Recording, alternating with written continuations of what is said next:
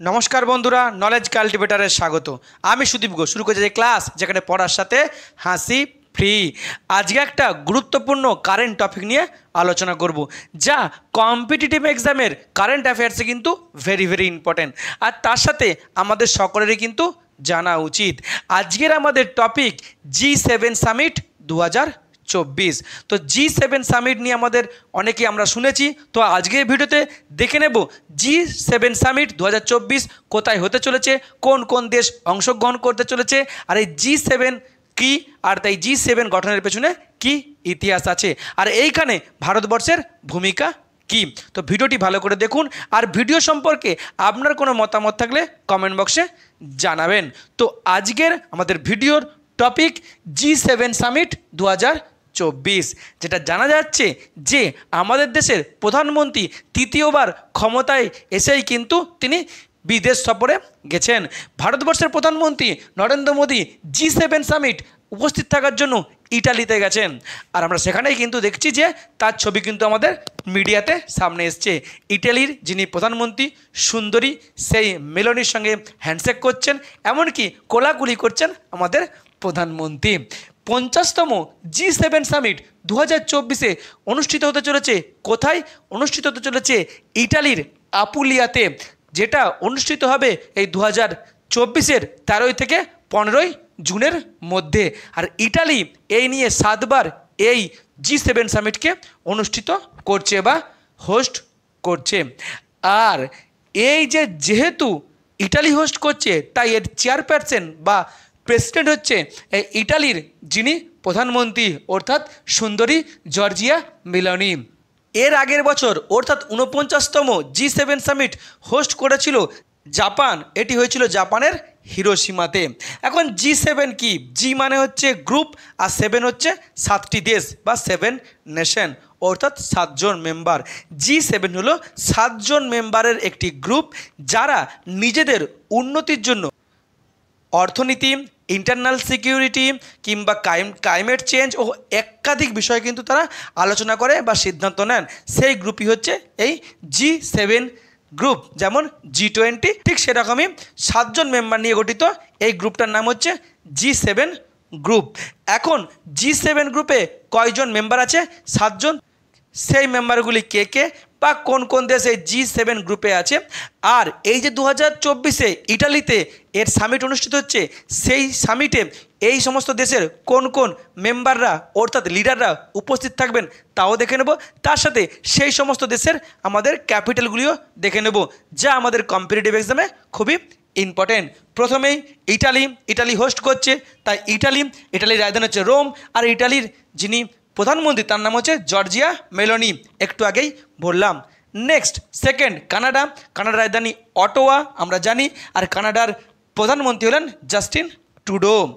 Next USA অর্থাৎ আমেরিকার রাজধানী ওয়াশিংটন ডিসি, আমেরিকার প্রেসিডেন্ট হচ্ছেন জো বাইডেন।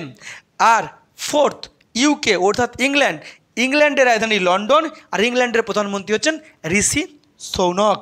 নেক্সট 5 জার্মানির রাজধানী বার্লিন, আর জার্মানির যিনি রাষ্ট্রপ্রধান অর্থাৎ চ্যান্সেলর সেই ওলাফ স্কোলাজ এই G7 সামিটে তিনি অংশগ্রহণ করতে চলেছেন।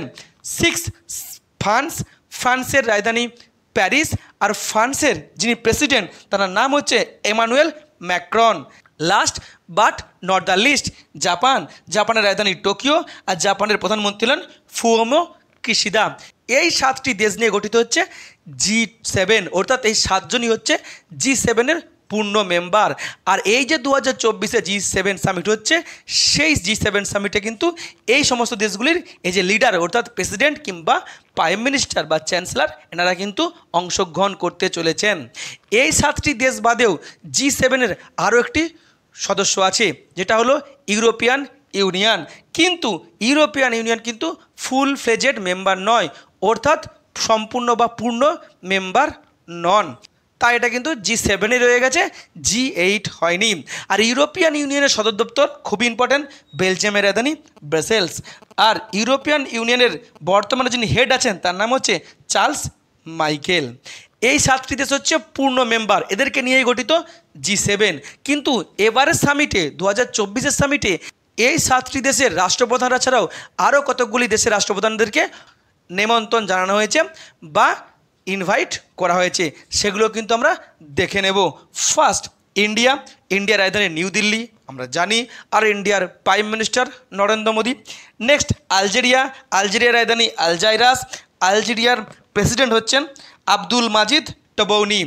নাম্বার 3 আর্জেন্টিনা, আর্জেন্টিনার রাজধানী বুয়েন্স এয়ার্স, আর আর্জেন্টিনার প্রেসিডেন্ট হচ্ছেন জাভিয়ার মিলাই। নেক্সট নাম্বার 4 ব্রাজিল, ব্রাজিলের রাজধানী ব্রাসিলিয়া, আর ব্রাজিলের প্রেসিডেন্ট হচ্ছেন লুলা ডি সালভা। নেক্সট 5 হচ্ছে জর্ডন, জর্ডনের রাজধানী হচ্ছেন আম্মান, আর জর্ডনের রাজা হলেন আবদুল্লাহ টু, তিনি এই G7 সামিটে অংশগ্রহণ করছেন।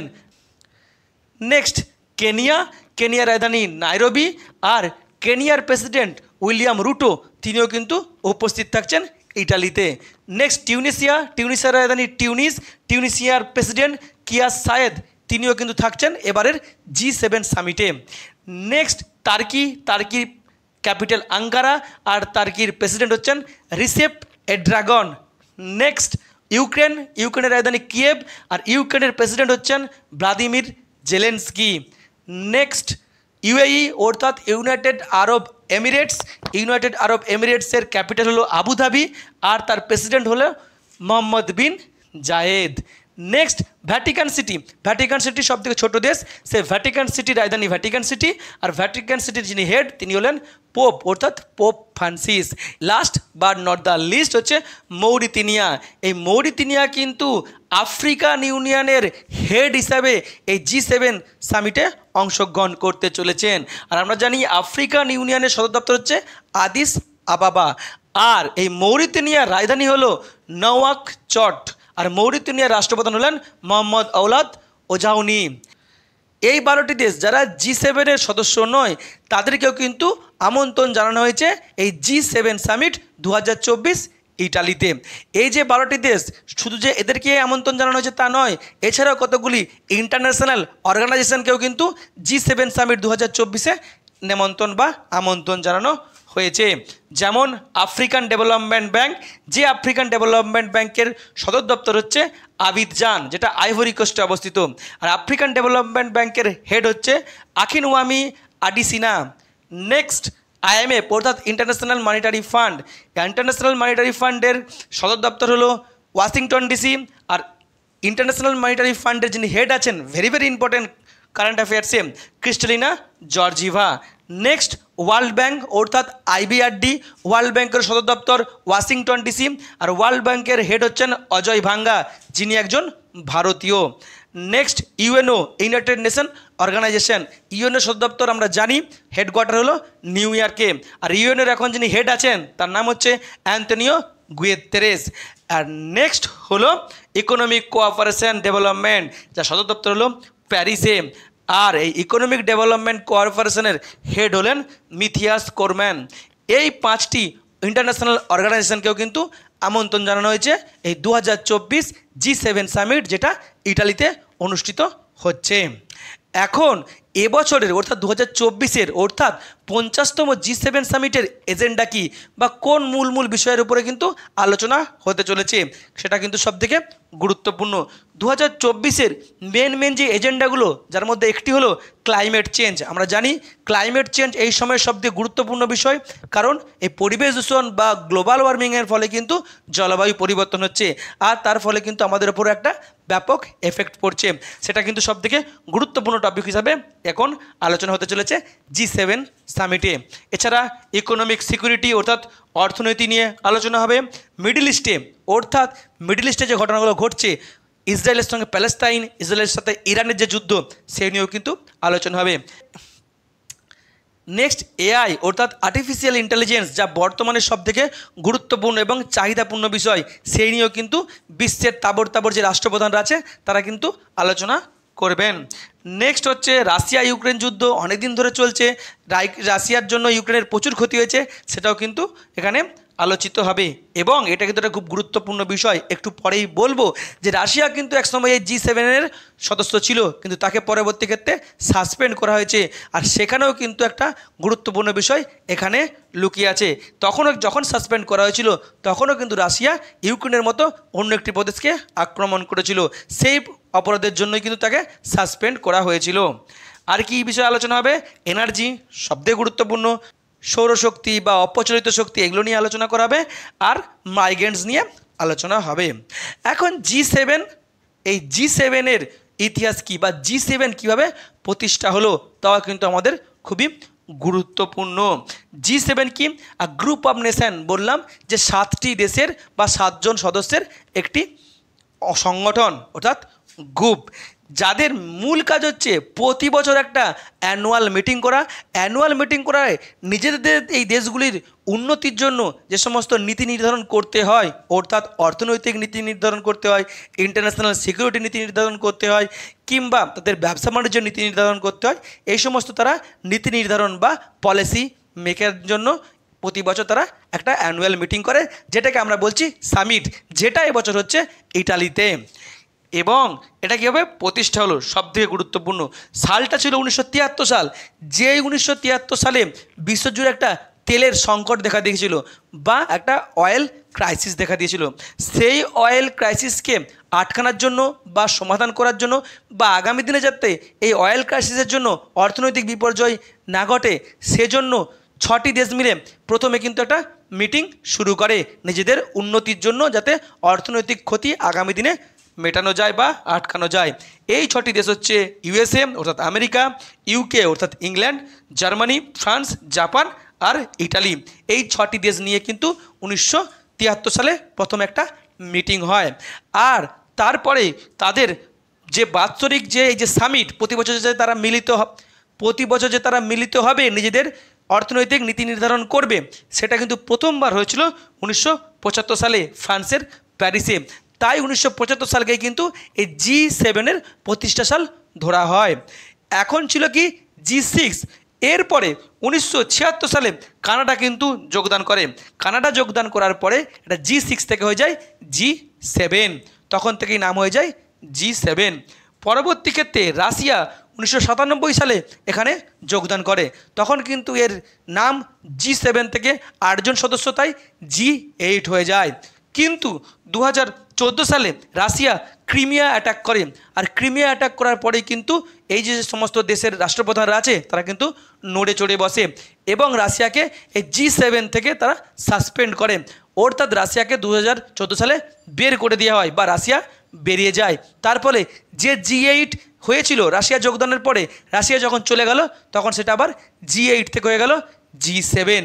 আর সেই থেকে কিন্তু G7 চলে আসছে এবং G7 প্রতি বছর তাদের একটা অ্যানুয়াল মিটিং হয় বা সামিট হয়, নিজেদের উন্নতির জন্য তারা পলিসি মেকিং করে বা পলিসি মেকিংয়ের কাজ করে।